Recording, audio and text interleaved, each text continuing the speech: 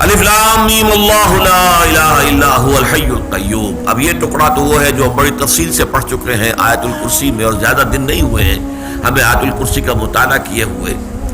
اللہ وہ ہستی ہے کہ جس کے سوا کوئی الہ نہیں۔ الہ کے میں تینوں باتیں آپ کے سامنے رکھ چکا ہوں۔ ایک تو وہ جو حاجت روا ہو، مشکل کشا ہو، جس کی طرف انسان رجوع کرتا ہے، جیسے کہ کوئی بچہ جو ہے وہ اپنی ماں کی طرف لپکتا ہے حفاظت کے لیے بھی اور اپنی غذا کے لیے بھی، ایسے ہی جس ہستی کی طرف بھی انسان رجوع کرتا ہے اپنی ضرورتوں میں، اپنی تکالیف میں، وہ اس کا الہ ہے۔ ایک یہ کہ الہ وہ ہے بالہانہ عشق جس سے ہو، جو محبوب حقیقی بن جائے، تو لا مطلوب الا اللہ، لا مقصود الا اللہ، لا محبوب الا اللہ۔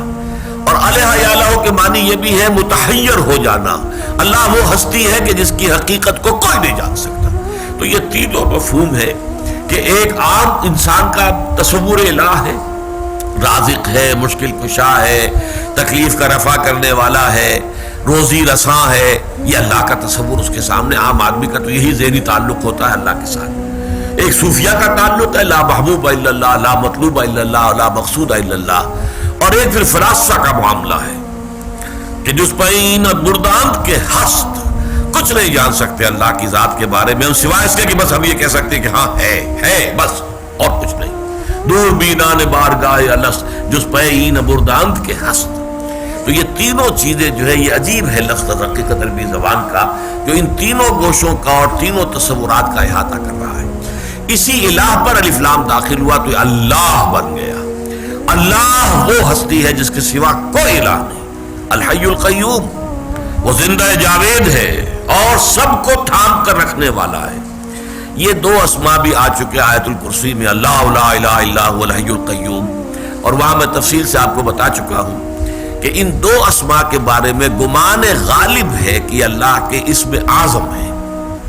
اس لیے کہ ایک حدیث میں آتا ہے کہ اللہ کا ایک اسم اعظم وہ ہے کہ اس کے حوالے سے جو دعا اس سے کی جاتی ہے وہ لازماً قبول ہو جاتی ہے، لیکن یہ کہ حضور نے تعین کے ساتھ نہیں بتایا کہ وہ کون سے نام ہے، بلکہ نشاندہی کر دی وہ تین صورتوں میں ہے، سورہ بقرہ میں، سورہ آل عمران میں، سورہ طٰہٰ میں۔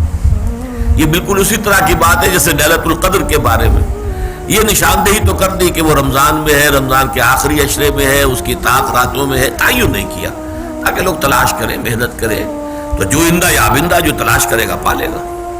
اسی طرح اس معاملے میں بھی ہے، لیکن پھر علماء کا اس پر تقریباً اجماع ہے کہ یہ دو اسماء جو ہے یہ ان تین صورتوں میں جوڑے کی شکل میں آئے ہیں، سورہ بقرہ میں، آیت الکرسی میں اللہ لا الہ الا هو الحی القیوم، بالکل اسی طرح یہاں آ گیا اللہ لا الہ الا هو الحی القیوم، اور پھر یہ وعنت الوجوہ للحی القیوم یہ سورہ طٰہٰ میں بھی آئے۔ تو ایک گمان یہ ہے کہ یہی ہے جو اللہ کا اسم اعظم ہے، اور ان میں نسبت کیا ہے؟ اللہ خود تو قائم و دائم ہے، زندہ جاوید ہستی ہے، کسی اور کے سہارے پر قائم نہیں ہے، خود بخود قائم ہے، الحی ہے، اس کی حیات اپنی ذاتی ہے، کسی کی عطا کردہ نہیں ہے۔ البتہ ما سوا کائنات جو ہے اس کو تھام کر رکھنے والا وہی ہے۔ وہ اگر قائم ہے تو ادھر حقیقت اسی کی توجہ سے قائم ہے، وجود میں آئی ہے تو اس کے وجود میں لانے سے وجود میں آئی ہے، اور قائم ہے تو اس کی توجہ کی بنا پر قائم ہے۔ یہ گویا کہ اللہ اور ما سوا اللہ ان کے مابین جو ایک گہرا ربط اور تعلق ہے وہی اسماء میں ہے، اللہ لا الہ الا هو الحی القیوم۔ اب اس کے بعد جیسا کہ میں نے عرض کیا تھا یہاں بھی سورہ بقرہ میں ذالک الکتاب لا ریب فیہ ھدی للمتقین، اب یہاں پر بھی وہی انداز ہے، نزل علیک الکتاب بالحق، اس نے نازل فرمائی ہے آپ پر کتاب حق کے ساتھ۔ پہلی بات تو نوٹ کیجئے کہ نزلہ تھوڑا تھوڑا کر کے اتارنا، یہ قرآن مجید کا وہ طریق تنزیل ہے۔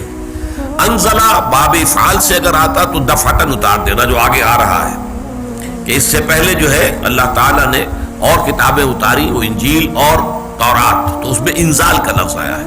یہاں نزلہ تھوڑا تھوڑا کر کے اے محمد صلی اللہ علیہ وسلم اللہ نے یہ کتاب آپ پر نازل فرمائی ہے۔ بالحق کے معنی کیا ہے؟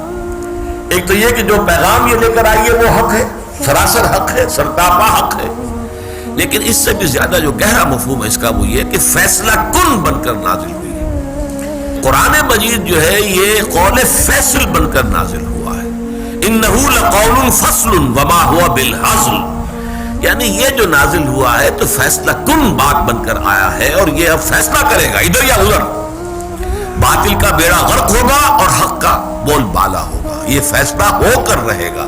یہ ایسے ہی نہیں ہے کہ جیسے کسی شاعر نے کچھ شاعری کی ہے، اس کا دیوان مرتب ہو گیا، بس ٹھیک ہے دیوان ہے، اس سے کیا نتیجہ نکلے گا اور کیا اس کے جو ہے دنیا میں کیا اس سے تبدیلیاں آ جائیں گی، نہیں، یہ فیصلہ کن کتاب ہے۔ اسی لیے اسی انداز میں فرمایا سورہ بنی اسرائیل میں وَبِالْحَقِّ أَنزَلْنَاهُ وَبِالْحَقِّ نَزَلَ، حق کے ساتھ ہم نے اسے نازل کیا ہے اور حق کے ساتھ یہ نازل ہوا ہے۔ بڑا یہاں پر جو ہے خطابی انداز ہے، وَبِالْحَقِّ أَنزَلْنَاهُ وَبِالْحَقِّ نَزَلَ وَمَا أَرْسَلْنَاكَ إِلَّا مُبَشِّرًا وَنَذِيرًا، اے نبی ہم نے آپ کو نہیں بھیجا ہے مگر بشارت دینے والا اور نذیر خبردار کرنے والا بنا کر، باقی اصل فیصلہ کن شے یہ کتاب ہے قرآن جو آپ پر نازل کی گئی ہے۔ وَبِالْحَقِّ أَنزَلْنَاهُ وَبِالْحَقِّ نَزَلَ وَمَا أَرْسَلْنَاكَ إِلَّا مُبَشِّرًا وَنَذِيرًا وَقُرْآنًا فَرَقْنَاهُ لِتَقْرَأَهُ عَلَى النَّاسِ عَلَى مُكْثٍ وَنَزَّلْنَاهُ تَنزِيلًا۔ اس سے آگے کی آیات میں نہیں پڑھ رہا، وہ آیت سجدہ ہے، اور یہ بڑی عظمت کے ساتھ جو بیان قرآن مجید کا سورہ بنی اسرائیل کے آخری رکوع میں بھی ہے۔ تو یہاں بھی دیکھیے نزل علیک الکتاب بالحق، اور اسی پر ایک حدیث موجود ہے ہمارے پاس، حضرت عمر سے مروی ہے رضی اللہ تعالی عنہ، حضور نے ارشاد فرمایا، مسلم شریف کی روایت ہے، ان اللہ یرفع بہذا الکتاب اقواما ویضع بہ آخرین، اب اللہ اسی کتاب کے ذریعے سے قوموں کو اٹھائے گا، ابھارے گا، بام عروج پر پہنچائے گا، ترقی دے گا، اور اسی کتاب کو چھوڑنے کی وجہ سے انہیں ذلیل اور خوار اور رسوا کر دے گا۔ یعنی اب یہ فیصلہ کن شے بن کر نازل ہوئی ہے، اسی میں تلیں گی قسمتیں قوموں کی اور امتوں کی۔ فرمایا نزل علیک الکتاب بالحق مصدقا لما بین یدیہ، اور یہ تصدیق کرتے ہوئے آیا ہے اس کی کہ جو اس کے سامنے موجود ہے۔ اس کا ایک مفہوم تو عام طور پر جو سب مترجمین نے اور مفسرین نے لیا وہ بھی صحیح ہے کہ قرآن تصدیق کرتے ہوئے آیا ہے تورات کی، انجیل کی، کہ واقعی وہ بھی اللہ کی کتابیں تھیں، اللہ نے نازل کی تھیں، وہ بھی منزل من اللہ تھیں، تو گویا کہ قرآن مصدق ہے ان کا۔ لیکن ایک اور مفہوم جو اس سے گہرا ہے اور بہت پیارا مفہوم ہے وہ یہ ہے کہ قرآن مصداق بن کر آیا ہے ان پیشین گوئیوں کا جو تورات اور انجیل میں تھی۔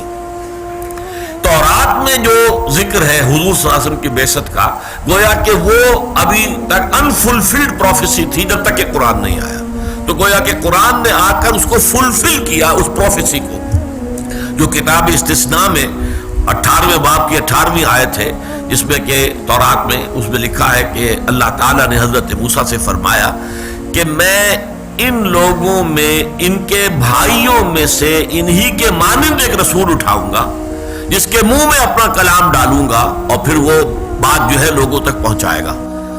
یہ جو ہے میں نے شاید آپ کو پہلے بتایا بھی ہے کہ 3 سال قبل ہمارا ٹینا جو ہے تنظیم اسلامی نارتھ امریکہ کا اجتماع ہیوسٹن میں تھا۔ یہ امریکہ کا، یونائٹڈ اسٹیٹس آف امریکہ کا جنوبی ساحل پر ایک شہر ہے بڑا، تو وہاں ہم نے ایک سیشن میں ایک عیسائی عالم اور ایک یہودی عالم کو بلایا تھا۔ تو یہودی عالم نے وہاں پر جب گفتگو کی، اس سے مجھے کچھ حوصلہ ہوا کہ اس شخص میں کچھ حق کو ماننے کی صلاحیت ہے۔ اس نے کہا Islam is the ideal religion for the whole of humanity except Jews. اب یہ ڈنڈی وہ مار گیا کہ اسلام بہترین مذہب ہے پوری نوع انسانی کے لیے سوائے یہودیوں کے۔ تو وہ یہودی جو ہے 1.5 ملین وہ علیحدہ اپنی 1.5 اینٹ کی مسجد بنائے رکھے اس کے قول کے مطابق، باقی پوری نوع انسانی کے لیے وہ کہہ رہا ہے کہ اسلام بہترین مذہب ہے۔ تو میں نے بعد ان سے پھر ایک ملاقات کی، اور میں نے پھر کہا کہ اس ملاقات میں کہ یہ جو ڈیٹرونمی جو ہے کتاب استثناء، اس کے 18ویں باب کی 18ویں آیت کا آپ کیا مصداق سمجھتے؟ وہ چونک سا گیا کہ کیا ہے، وہ ذہن میں نہیں تھا۔ میں نے پھر تورات منگوائی بائبل، تو وہ سوچ میں پڑ گیا۔ اس نے یہ کہ یقیناً وہ کج بحثی نہیں کی، سوچ میں پڑ گیا کہ ہاں۔ اس نے میں نے کہا کہ یہ کہتے ان کے بھائیوں میں سے، ظاہر بات ہے کہ باقی تمام نبی جو ہے اولڈ ٹیسٹمنٹ کے وہ تو بنی اسرائیل ہی میں سے آئے ہیں نا، تو ان کے بھائیوں میں کا مطلب تو یہ ہے کہ وہ بنی اسماعیل میں سے ہونے چاہیے۔ تو ان کے بھائیوں میں سے ایک نبی اٹھاؤں گا جو تیرے مانند ہوگا، یعنی جیسے کہ حضرت موسیٰ کو شریعت دی گئی ایسے وہ نبی شریعت دی جائے گی، جبکہ حضرت موسیٰ کے بعد جتنے نبی بھی بنی اسرائیل میں آئے انہیں کوئی شریعت نہیں دی گئی۔ پھر ان کے منہ میں اپنا کلام ڈالوں گا، تو حضرت موسیٰ کو تو تورات دی گئی تھی، تو لکھی ہوئی شکل کے اندر جو ہے کمانڈمنٹس تھے۔ حضور کا جو ہے وہ قلب کے اوپر قرآن نازل ہوا ہے، اور حضور کے منہ سے وہ جو ہے کلام پاک صادر ہوا ہے، جس کو کہ لوگوں نے سنا اور یاد کیا ہے۔ تو وہ سوچ میں پڑ گیا تھا۔ تو بہرحال یہ جو پیشن گوئیاں ہیں اور جو پیرکلیٹ یا فارکلیٹ کی پیشن گوئی جو انجیل کے اندر ہے، ان کا مصداق بن کر قرآن نازل ہوا ہے، گویا کہ ان پیشن گوئیوں کو سچا ثابت کر رہا ہے قرآن اپنے وجود سے۔